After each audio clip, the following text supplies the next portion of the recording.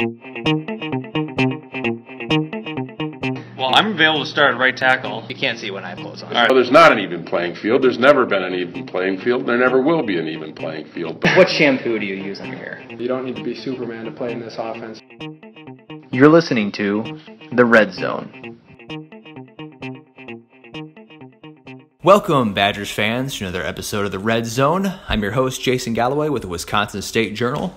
We already had our first episode of The Red Zone on Wednesday with Zach Heilprin from The Zone. We talked about Alex Hornibrook's play, the Big Ten West race, a lot of different things. So make sure you go check that out on iTunes or Google Play or madison.com. This is our Mailbag episode on Friday that we do every week. Now, I already recorded the answers to your questions on Thursday before the news about Alex Hornibrook broke. So I'm recording this now to make everybody aware that I did that, because there is a question about Hornibrook, and I think I answered it saying that we're probably not going to see Jack Coan in this game in regards to Alex Hornibrook's performance. But now that we know that, if you didn't see the news yesterday, Alex Hornibrook looks like he's questionable to play in this game now, reportedly with a concussion. So it looks like Jack Coan really could play this game. He could start this game because of injury. So I guess I'll just address that really quickly first, since I took questions before that. But I think it's hard to know exactly how this could affect the game. I mean, we don't really know what we're going to get from Jack Coan. Alex Hornibrook hasn't played very well the last couple of weeks, but Jack Coan going into a situation where you're on the road in a really big divisional game that could really go a long way toward whether Wisconsin wins the West or not this year. Again, I think it's tough to kind of handicap exactly how this is going to play out if Coan does start this game. I checked last night, and I think the line has gone down a couple points. Wisconsin was favored by 6.5, and now it's 4.5. I'll have to check again to see if that continues to move. It's just an interesting thing when you have a quarterback that not only hasn't played any meaningful playing time in his career, but hasn't played a single snap this season after playing limited time in 6 games last year. So it's I kind of feel like that Coan is going to be capable of managing the offense and doing an okay job. You just hope that he doesn't really make the mistake that kills Wisconsin in this game. Hopefully you have to hope, if you're a Wisconsin fan, that he can go out there and manage the game and not make mistakes and just make the throws that he needs to make. Maybe convert a few third downs, keep the chains moving. Wisconsin's definitely going to try to win this game with their running game, regardless of whether it's Hornibrook or Coan in there.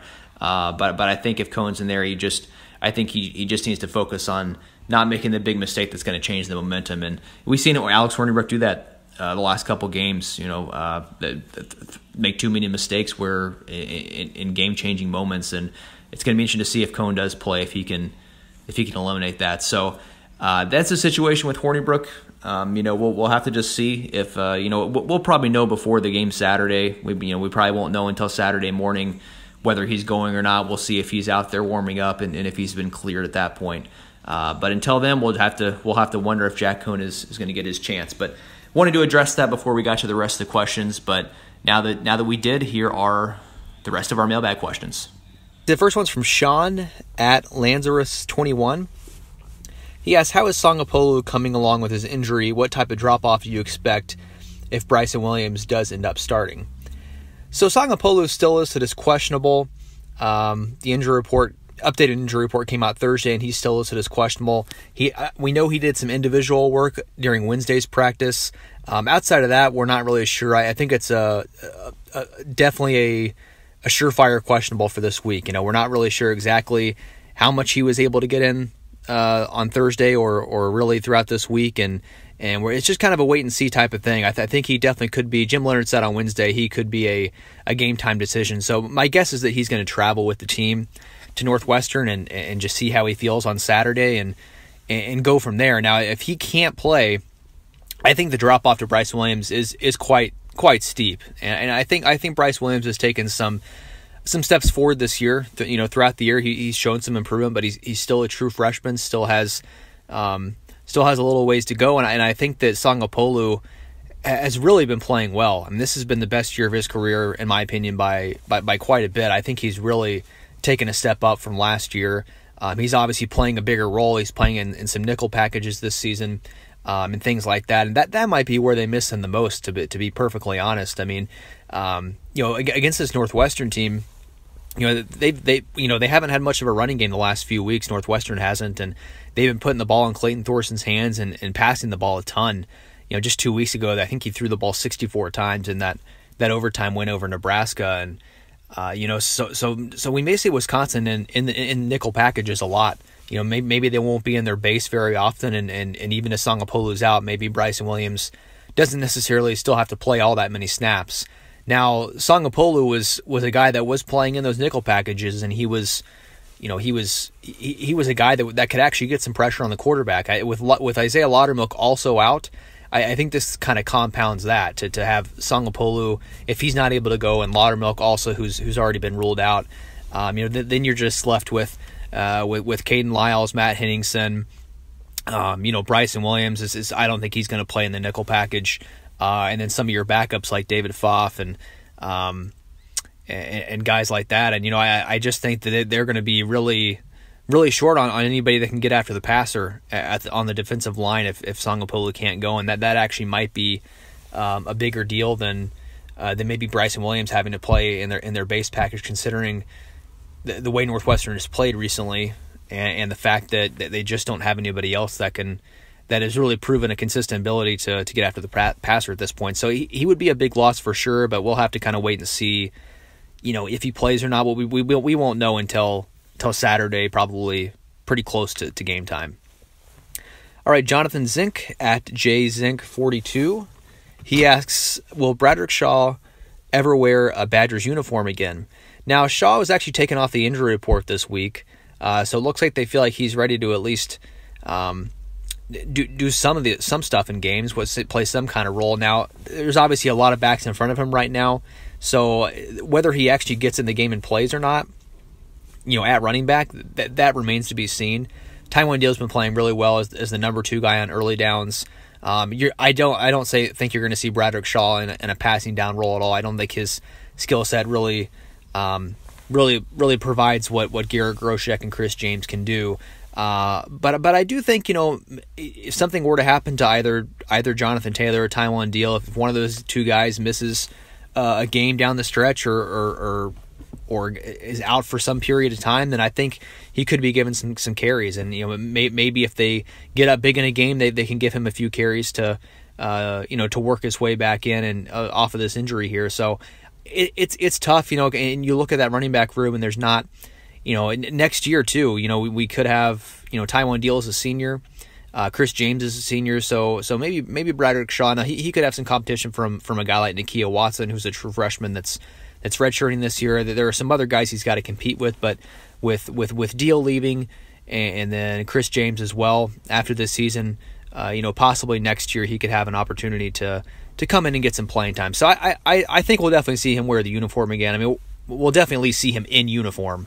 He's going to be on the sideline the rest of the season from everything I understand, and ready to go if they so need him, and maybe he'll play a little special teams too. That's another option for him to possibly get on the field. So I think we'll see him again. Whether he plays that much this season or not, the rest of the way remains to be seen. I think maybe it would take an injury for him to actually get some meaningful playing time. Next one's from Will at WTIP12. He asks, what player from this upcoming recruiting class do you think can make an immediate impact as a freshman? I'm going to go with Logan Brown. One of the best players in the country according to a lot of the recruiting sites, and he's a guy that's a legitimate 5-star kid that's coming in and looks like he's going to play tackle. Now, I say that thinking that David Edwards is probably going to leave. Now if he did not leave, if David Edwards was coming back, then you'd have, him at right tackle still and Cole Van Lanen at left tackle, and maybe Brown would have to wait a little bit. But I think if David Edwards leaves, and it's looking like that could be a real possibility. I think he could have that opportunity, to do that. Then I think that Logan Brown could step in and really compete to start at that other tackle spot. I think with Dieter and Benshaw leaving, you'll probably see John Dietzen move back to guard, and I think that leaves a tackle spot open if Edwards leaves, and so him coming in as a 5-star kid who's one of the highest rated guys Wisconsin's ever gotten. I think he could come right in and possibly start as a freshman. It's hard to project that, and I haven't really seen a whole lot of. I've only seen highlight clips here and there of him. Obviously, I'd want to wait and see him during a practice, in the offseason, and see how he comes in and adjusts to this level. And you could say that about all these freshmen. I kind of hesitate to give an evaluation on these guys before I actually see them, in the offseason. But I think from just looking at the recruiting rankings and seeing what might happen on that offensive line, I think Logan Brown's a guy that could step right in and at least compete for that spot if Edwards leaves. Let's see. Kyle Gasser at Gasman3268 asks, does Jack Sanborn start next year? I think there's a really good chance he does. He looks like he's solidified himself as that 4th inside linebacker, and he played his 5th game of the season last week against Illinois, and it was you kind of thought, going into that game, well, do they cut him off at 4 and play, Griffin Grady or Mike Mascalunas the rest of the year and allow him to redshirt? And the fact that they didn't do that and played him as the 4th inside linebacker, and really he's been getting a decent amount of playing time. They've had a lot of drives where they've just rotated both inside linebackers out and played Sanborn with Chris Orr, quite a bit in recent weeks. So I think that indicates that he has passed up Grady and Mascalunas, and that with T.J. Edwards and Ryan Connolly leaving, it could be Orr and Sanborn as your starters at inside linebacker next year. So as of right now, I'd probably make him the favorite to start alongside Orr next year, and we'll see if those other guys, whether it's Griffin or Mascalunas or somebody else, can kind of push him and try to prevent that from happening. But as of right now, it looks like Sanborn might be your guy alongside Orr. Let's see. SMG at Sean Geary 4 asks, what will the offensive line look like next season? Who starts and where at? Now that kind of goes back to what I was talking about before. Is you have to it's really hard to project this right now for a number of reasons. One is you don't exactly know who's going to be back. You know the 2 guards are leaving. Michael Dieter and Bo Benshaw, they're seniors, they're going to be gone. David Edwards has 1 more year of eligibility, but he's a guy that's been getting a lot of NFL buzz, and he had a really slow start this season, but we found out this week that was because he was playing through a shoulder injury, and really he's been really good the last few weeks, and I think that he has a real chance of leaving early. And Tyler Biadasz, I think, has been really great this year. He's only a redshirt sophomore, but he's 3 years out of high school, so he could also have the option to leave early if he. I've seen some places project him in recent weeks as a potential day 2 pick. So I think you have to kind of look at this and say, well, we kind of have to know who's leaving before we know who's going to start next year. But if we just assume. Another thing about this too is we don't really know if Caden Lyles is going to stay as a defensive lineman or move back to the offensive line. If I had to just guess on everything, take a stab at what's going to happen and on each of these situations, I think I would predict that Edwards leaves early and that Biadasz goes ahead and stays 1 more year. I've been really impressed with Biadasz, and I would not be surprised at this point if he left a couple years early here, but I'm going to go ahead and say, so if that were to happen, you would definitely have, I think, Tyler Biadasz starting at center clearly, and you'd have Cole Van Landen, I think, would probably take over as the full-time left tackle starter. I think you would move John Dietzen is going to move back to guard, like I mentioned earlier. Maybe he's your starter at left guard, but if he can't stay healthy, you probably need another guy to rotate in there. I think Jason Erdman, if I'm not mistaken, has 1 more year, so maybe he rotates there.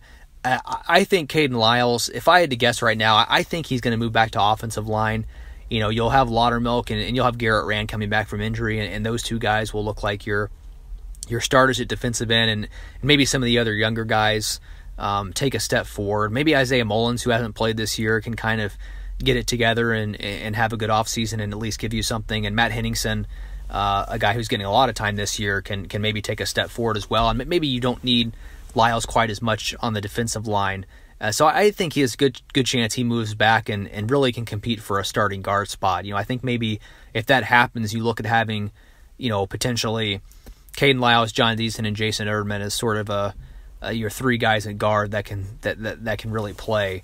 And then at tackle, like I mentioned earlier, I think that's really a spot that's that really could be wide open if David Edwards leaves, and maybe they still try to keep Dietzen at tackle and move Van Landen out to the right. Maybe, like I said, Logan Brown, I think, would have a real chance to come in there and compete for the spot too. And I think they like what Logan Bruss has done. He's the number 2 right tackle right now, and I think he's come in and done a really good job in his first couple years here, on campus. And I think he would definitely be a candidate to take over that right tackle spot if David Edwards leaves. So, I think it's going to be it's tough to project right now, but that's kind of how I see it laying out. And I think if Biadasz were to leave, looking at another scenario, if he were to leave, I think, Caden Lyles and Jason Erdman have both taken center reps. So I think maybe one of those guys could take over at center. And you could see Lyles, Erdman, and Dietzen maybe all starting. So there's a lot going on there. It's really hard to project right now, but that's kind of, in my eyes, how it's kind of laying out under the different scenarios at this point. Let's see. Gary Stinson at GStinson9 asks, what is Northwestern's defensive rank against the rush? Well, Northwestern is 49th against the rush nationally right now. So, a team that isn't one of the best in the country at stopping the run, but they're not bad either. I think for Wisconsin, I think they do need to be able to run the ball in this game to be able to win. And me and Zach Heilprin talked about on the podcast, the first podcast this week, back on Wednesday, that Wisconsin may have to score some points to win this game. They're definitely banged up in the secondary. We talked about how Laudermilk and Sagapolu, if he's out, if both those guys are out, then that could be really difficult on their defensive line, and maybe Northwestern gets a running game going that they haven't had the last few weeks, and their offense can put up some points. And so I think if you're Wisconsin, you got to make sure that running game is going. I don't think you want to go back there and put the game in Alex Hornibrook's hands. And look, they have been running the ball really well the last few weeks, and I think this offensive line is really rounding into form. But if they have a bad game here, I think they have to be dominant in this game, the offensive line, or it's going to be really difficult to win. I think, and that kind of goes. I think that's what you're kind of asking there, Gary, is that you want to know what Northwestern's ranked against the run, because that's one of the big keys in this game, and that it is for a lot of times for Wisconsin, is that they got to be able to run the ball, or it's going to be tough for them to put up points and win games this season. All right, New York _Islanders _fans at New York _Islands _fans. Okay, I should have just left out the underscores there. Do you think Jonathan Taylor will declare for the draft? Now, and some people have answered for him here that he actually can't declare yet. He's only a sophomore, and you got to be 3 years out of high school to be able to do that.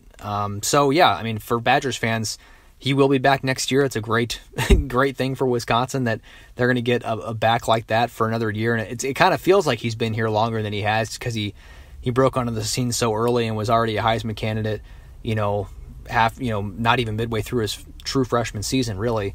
And I was looking at, one thing to keep an eye on with Jonathan Taylor is, I think even in 3 years, if he keeps up this pace, he could get kind of close to the NCAA rushing record in only 3 years. It wouldn't be that shocking for him to be finish his junior year and be 500 yards away from that record. So I think that if he were to actually stay all 4 years, he could absolutely crush that record. And that would be kind of something to see if he were to put up, an average of almost 2,000 yards a year and puts up 8,000 career yards. That would be something that we just haven't seen in college football. Now, I really don't expect him to stay 4 years. He's already so good already as a sophomore, and I think it's a high likelihood he'll go ahead and leave after next season. But for Badgers fans, you can at least be happy that he has to stay one more year. All right, the next one from Adam Weagle at Adam_Weagle. He asks, with only 5 regular season games left, could they start working Conan? They wouldn't need him against Rutgers and Minnesota, but it would be nice to see if he gives them a better chance if they make the Big Ten championship game.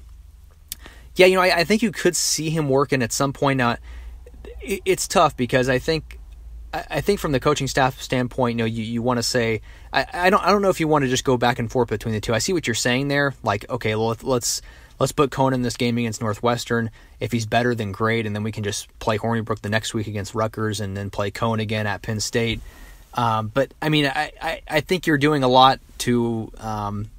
I think it's kind of hard to do that, to switch back and forth between the quarterbacks. You have to wonder what that'll do for Alex Hornibrook's confidence if you have to put him back in a game after you've pulled him.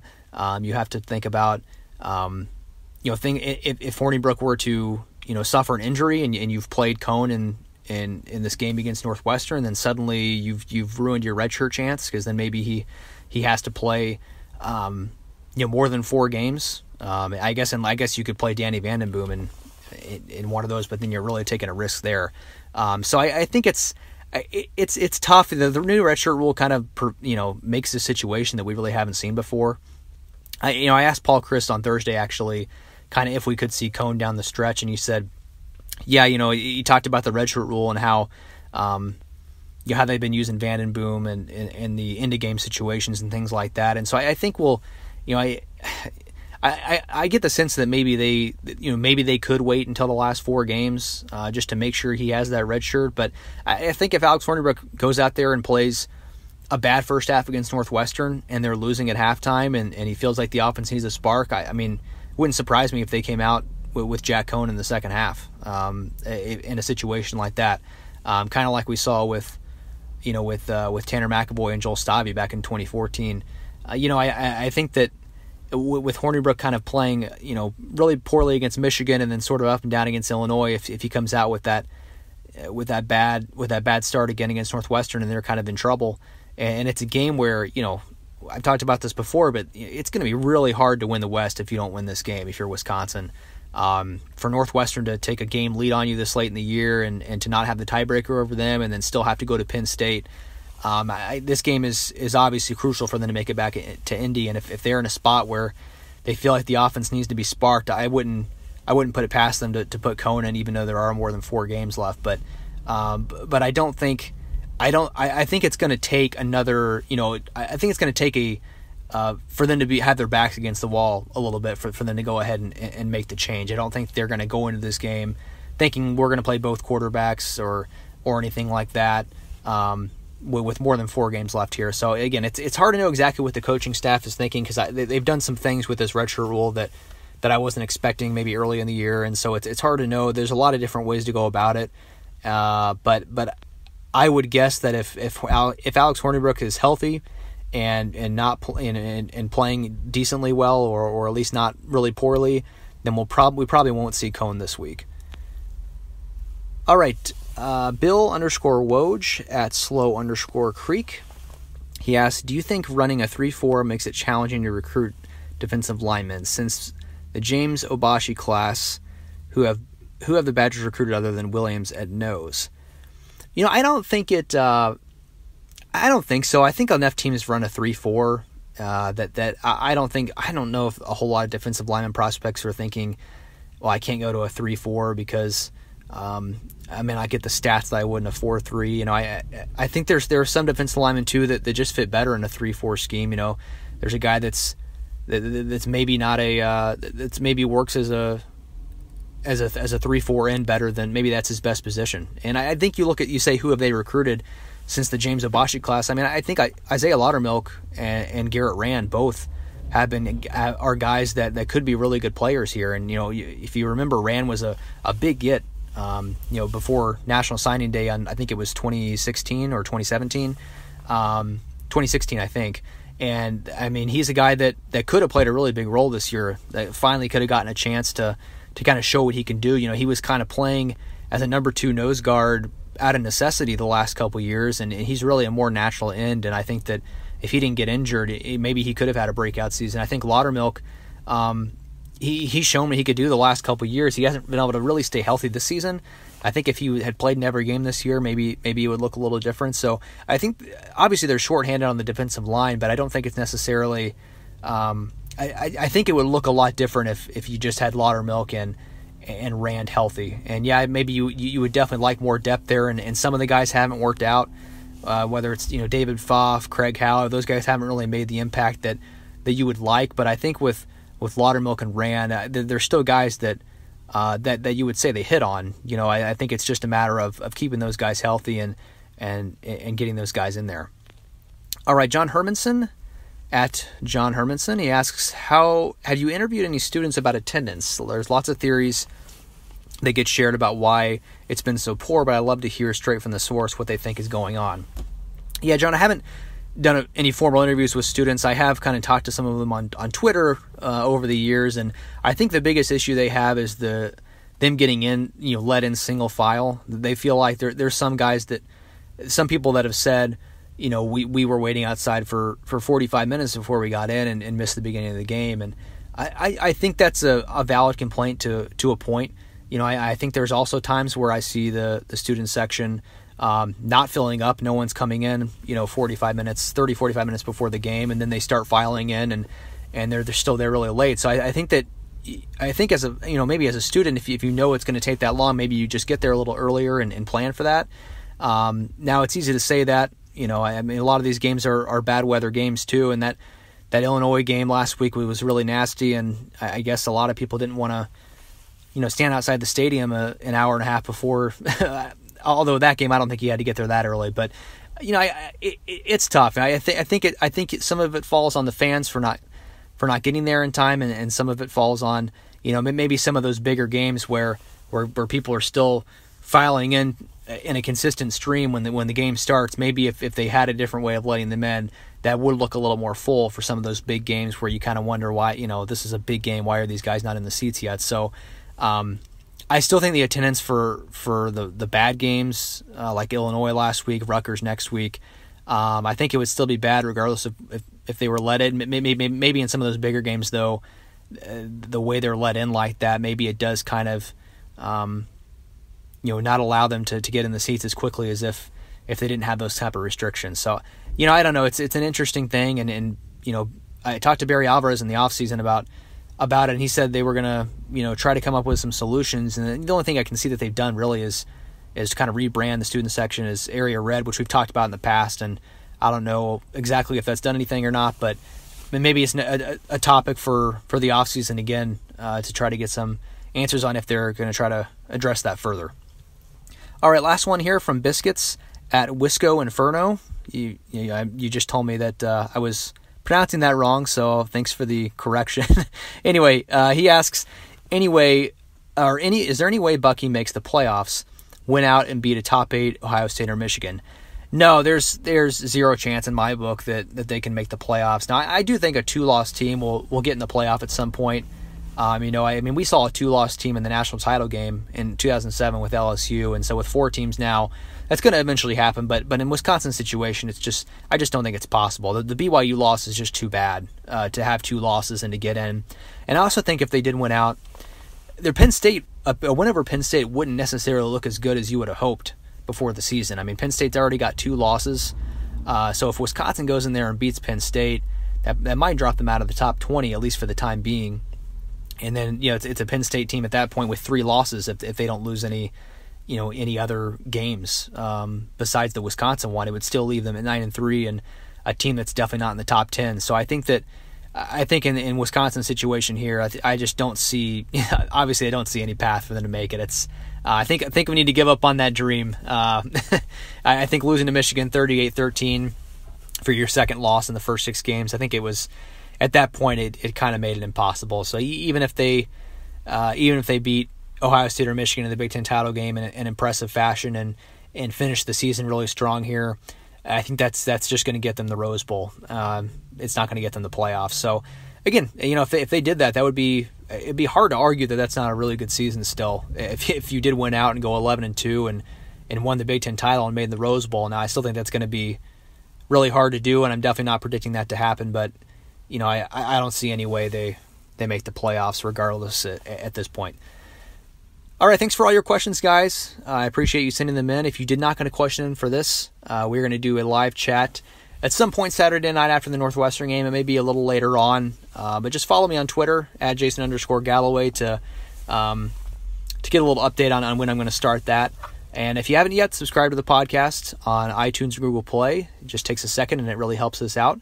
And keep visiting madison.com for all of your Badgers football coverage. Thanks for listening.